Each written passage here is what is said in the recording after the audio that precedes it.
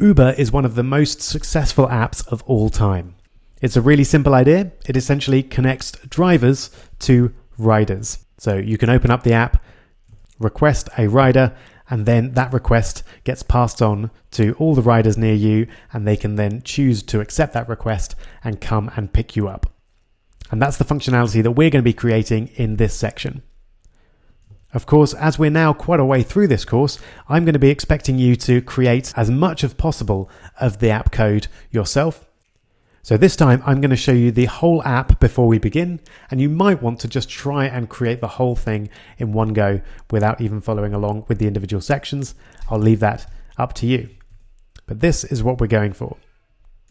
So we've got our simple login screen where the user can select whether they're a rider or a driver, and as usual switch back and forth between login and sign up. So I'm going to create a new rider just to show you how it works. I'll call him Robert, and then we'll sign him up. So we then get Robert's location. I think he's currently cycling down the road, and for some reason he's given up on cycling and he wants to call an Uber. So we tap that button, and you can see that that now becomes a cancel Uber button. So the request is now active and the user can choose to cancel it if they want to. Okay, let's assume that that request remains active. So let's log Robert out, and we'll create a new user called Robert Driver, who's going to be a driver, and we'll sign him up. And he can then view the active requests, including the one that we've just created, so the Robert request. And then when he taps on those, he can see the location of the rider. And if he wants to, he can accept the request.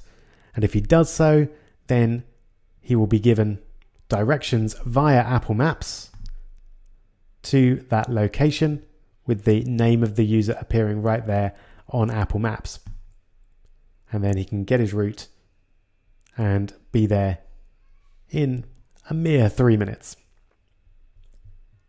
And then if we go back over and see from the point of view of the rider user, you can see he's not listed there anymore because his request has been accepted. So now we're logged out. So let's log back in as the rider. And we should see that the driver is 0.1 kilometers away, and you can see both of them appearing in the map, and the map scales nicely to show both of them on the map. All right, so that's what we're going to create. Feel free to do any level of independent working, so you might want to create the whole app yourself or follow along section by section, completely up to you. But it should be a lot of fun, and it's most definitely the most complex app that we've built so far. So best of luck.